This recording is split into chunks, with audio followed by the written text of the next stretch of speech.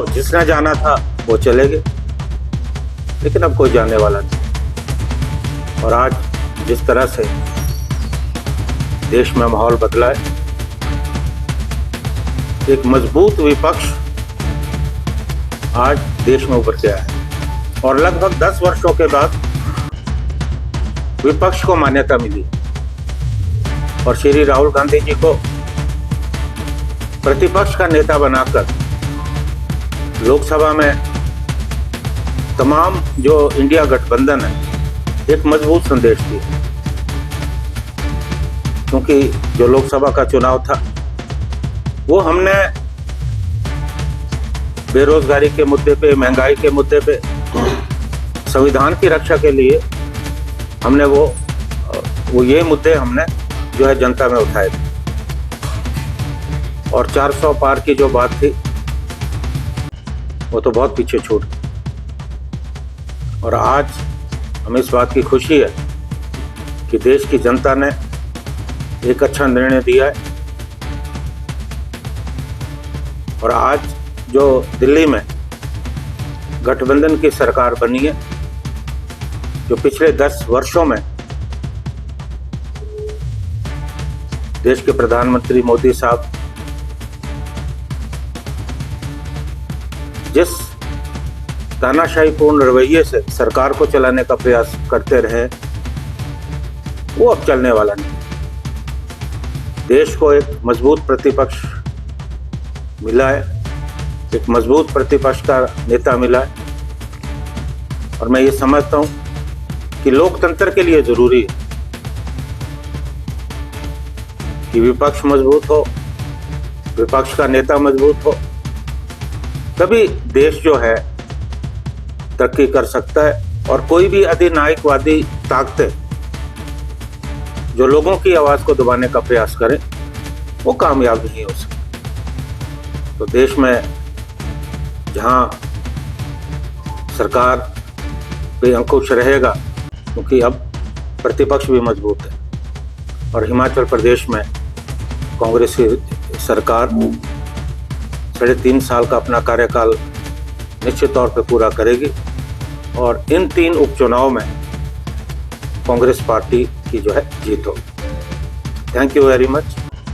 अगर कोई आप पूछना चाहे, कोई प्रश्न आप पूछना चाहें तो कांग्रेस के प्रत्याशियों को चुनाव जिताकर भारतीय जनता पार्टी को स्पष्ट रूप से संदेश दिया कि हिमाचल प्रदेश में दल बदल की राजनीति चलने वाली नहीं। और 3 विधायक जो स्वतंत्र रूप से चुन के आए थे, कांग्रेस पार्टी का समर्थन कर रहे थे, उन्होंने भी अचानक निर्णय लिया और जो है विधायक पद से इस्तीफा दे।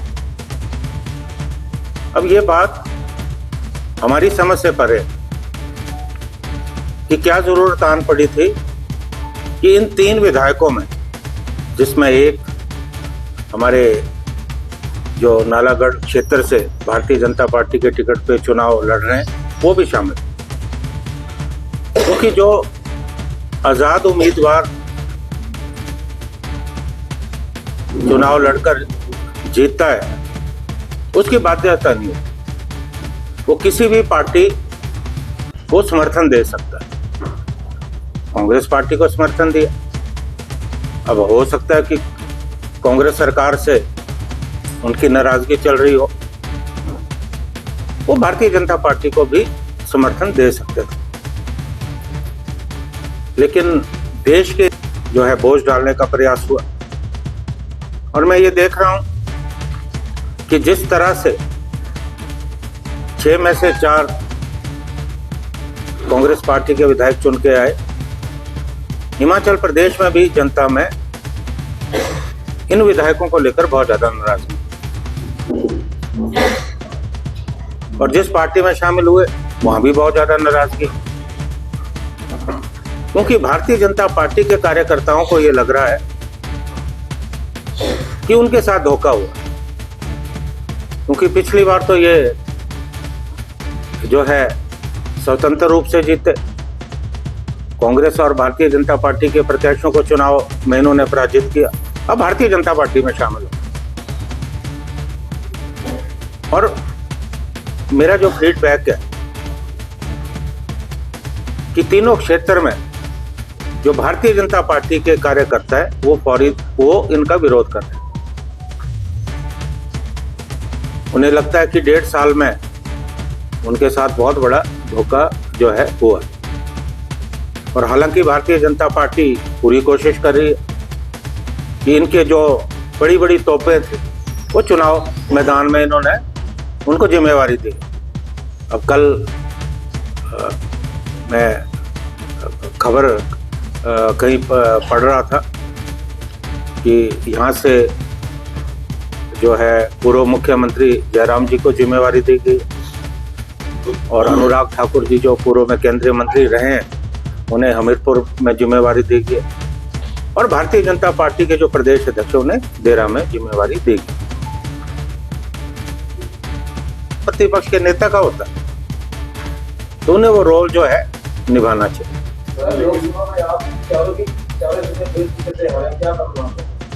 देखिए ये बात सही है कि हम लोकसभा में हमारी परफॉर्मेंस अच्छी नहीं रही। इसको लेकर जो है हमारा जो राष्ट्रीय नेतृत्व है वो बहुत गंभीर है। हालांकि जैसे हिमाचल हो गया, उत्तराखंड हो गया, मध्य प्रदेश हो गया, यहाँ हमारी जो परफॉर्मेंस होनी चाहिए थी वो नहीं हुई। हमारे नहीं let me complete my answer please, मुझे करने दो, फिर आपको अधिकार है। अभी कांग्रेस आला कमान ने 2 जो है ऑब्जर्वर यहाँ नियुक्त किए हैं जो जल्दी आने वाले, जो आकर यहाँ पार्टी के कार्यकर्ताओं से मिलेंगे, पार्टी के नेताओं से मिलेंगे और कारण जानने का प्रयास करेंगे।